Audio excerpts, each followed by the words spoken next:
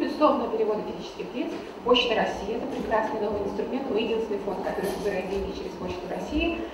Могу сказать, что, с одной стороны, я очень горда этим, с другой стороны, я могу сказать, что, конечно, с точки зрения сбора денег, это, ну, скажем, это больше как социальное дополнение, нежели чем это инструмент для действительно глобального привлечения пожертвований. Хотя, казалось бы, да, почтовое отделение составляет сети во всей нашей стране. Отделение 1, 2, 3 класса с проходимостью 5000 человек и более 10 тысяч по всей нашей стране, в крупных городах. Тем не менее, количество денег, которые мы собираем, этим способом очень-очень низкое. Даже независимо от того, что информировано, то есть это программа, социальная программа Почты России в том числе, все операторы информированы, разосланы инструкции, то есть это четкий внутренний контроль со стороны Почты России, с центрального офиса, к сожалению, функционирует не очень хорошо с точки зрения сбора денег. Переводы через терминал оплаты — это аналог Киви, их маленький аналог. Электронные кошельки, соответственно, их тоже это все можно делать. СМС. Должна отдельно, наверное, сказать вам, что мы вообще пришли к выводу, что с помощью СМС собирать... Мы применяем эту систему в крайнем случае.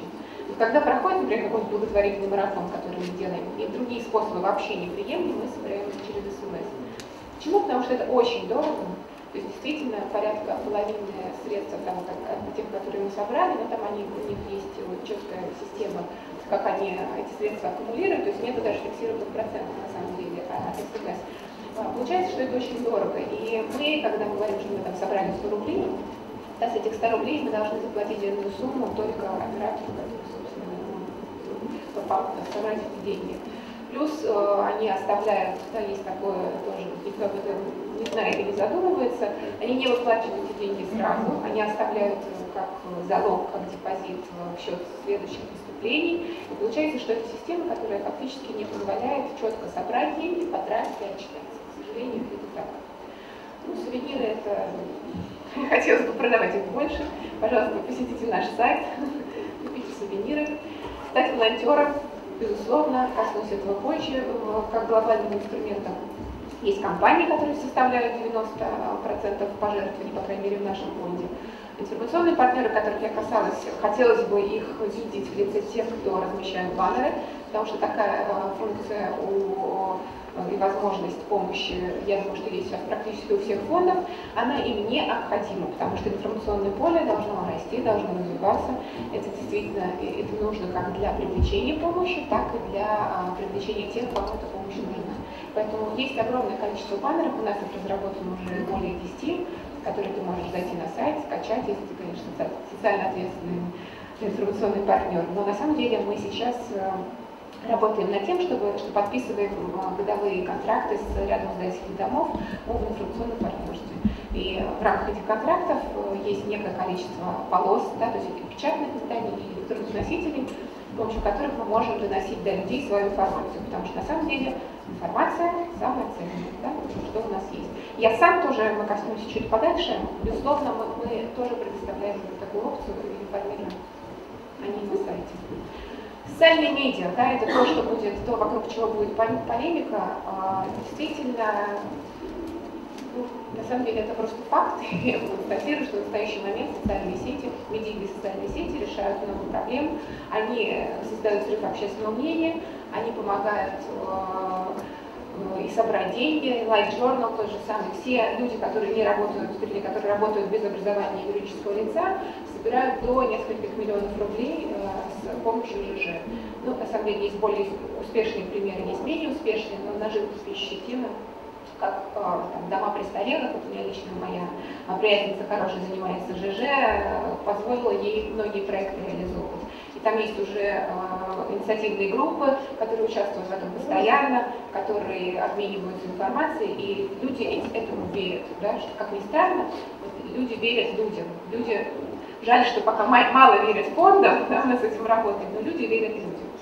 Поэтому в этом смысле социальные медиа, их роль велика, да, все фонды, мы в том числе, мы работаем с социальными медиами, стараемся с ними сотрудничать, мы ведем свои блоги, да, мы выкладываем всю информацию, которая у нас есть, и, соответственно, как бы, тем самым получаем хороший результат.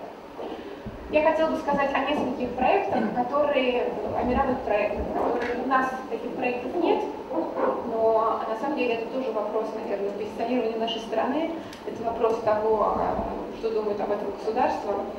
Великолепный проект, который вы все знаете, это Канада, да, которая заняла первое место в общем командном зачете на зимних Олимпийских играх. На самом деле проекту 8 лет, я имею в виду не фандрайзинговому проекту, а вот тому проекту, который позволил подготовить олимпийские сборные, да, и завоевать золото. Фонд, который был создан, соответственно, на базе этого проекта, проект Own the Podium Canada 2010. Он позволил собрать 22 миллиона, да, вы видите, цифру больше 22 миллионов. Это на самом деле это очень большая сумма. Причем люди жертвовали на конкретные виды спорта. Очень хороший сайт, если просто вам интересна эта технология, посмотрите, как она работает. Она предоставляет различные опции. Ты можешь выбрать, что ты жертвуешь на ежемесячной основе, единовременно. Там была, они, я думаю, что тоже меняли технологию, потому что вначале там была фиксированная сумма, ниже которой ты не можешь, возможность была добавить, выбрать свою сумму, но результат налицо. Международный опыт, да, в связи с трагическими событиями, да, землетрясение Гаити. У нас, я помню, что во времена моей юности что-то я слышала на тему телемарафонов, честно говоря, давно не слышала, да, может быть, меня вы поправите. Я такого опыта не помню большого. Есть? Как, Наташа, может, потом когда коснетесь? Я с такими цифрами? Нет. Нет? Но на самом деле это к тому, что такая технология есть, она есть в мире, и вот примерно 57 миллионов это тоже это невероятная сумма. Вопрос другой, конечно, потому что когда происходят такие события, и действительно все благотворительные организации мира и весь мир стремится оказать помощь, для меня большой вопрос, и как они это делают.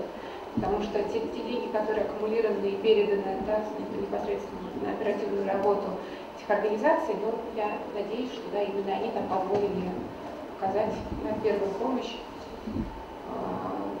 жертвам землетрясения. Это такой хороший вопрос. В мире появляются некие тенденции, которые говорят о том, что я и благотворительность едины. На самом деле я у нас тоже такого не видела, но я бы такое не купила.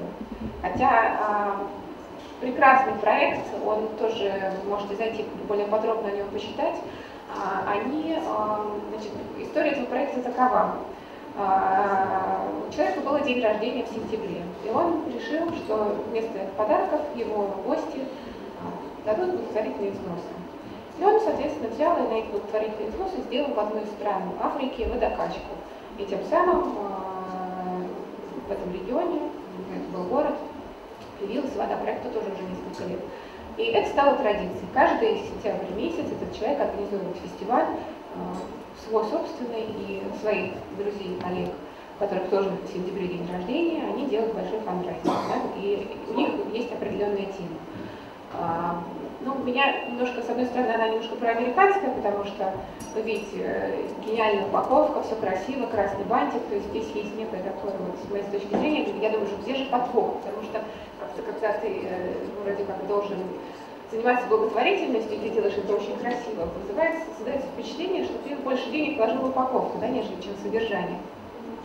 Но та информация на их сайте, которая содержится, она говорит о том, что они действительно много что делают, есть регионы присутствия, есть конкретные проекты, которые за этим стоят, есть уже даже пул лояльной компании, которые свои бюджеты корпоративные, сувенирные и социальные на это инвестируют. Но результат на самом деле тоже, на мой взгляд, достаточно большой, порядка $1 миллион за год. Да, об этом стоит задуматься. Технологии, которые дают выбор. Да, на многих сайтах достаточно сейчас есть даже целые сайты, технологичные сайты, которые тебе позволяют зайти онлайн и себе поставить онлайн-центр, который будет собирать деньги, да, или центр, который ты можешь начать кампанию по фандрайзингу. То есть это некие ресурсы, которые обеспечивают тебе в том числе и технологическую поддержку. Ты можешь взять и свою начинку, да, наполнить ее ту технологию, которая уже есть.